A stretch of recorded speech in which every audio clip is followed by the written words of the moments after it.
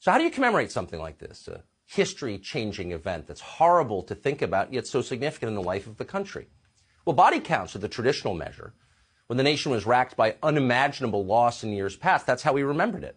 40,000 casualties at Gettysburg, 2,400 lost at Pearl Harbor, nearly 3,000 Americans dead on 9/11.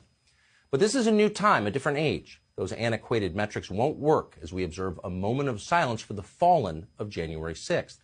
On January 6th, there was, well, let's see, actually, there was just Ashley Babbitt. Ashley Babbitt was not a Union soldier. She was not a deckhand on the Arizona. She was not even a heroic fireman rushing into a collapsing office tower. She was merely a Trump voter. She was unarmed. She was shot to death without warning by a Capitol Hill police officer with a documented history of reckless behavior.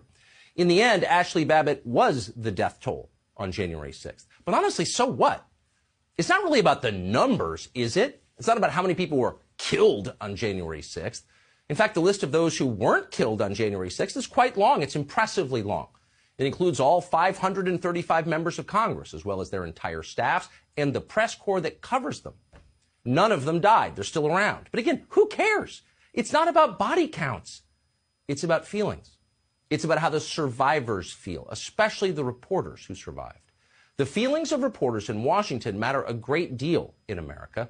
They certainly matter a lot more than how you feel at the moment. How you feel, as you probably noticed by this point, is totally irrelevant to anyone. Nobody cares. But the journalists of Capitol Hill, we do care, and they're very upset. In fact, many have still not recovered from what they saw that day. As they lie down to sleep at night, the horrible images replay on a loop on the back of their eyelids.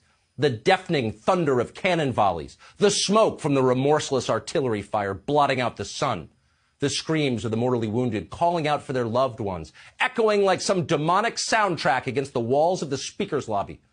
Hell in a very small place.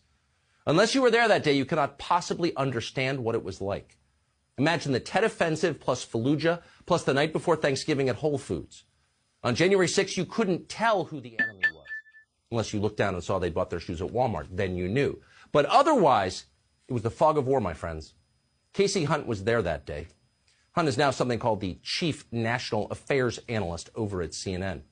As a veteran of the siege of the Capitol, Hunt took to Twitter today to give hope to her fellow survivors. Quote, "Tomorrow is going to be a tough one for those of us who were there or had loved ones in the building.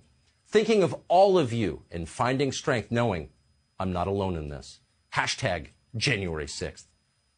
That was just a tweet.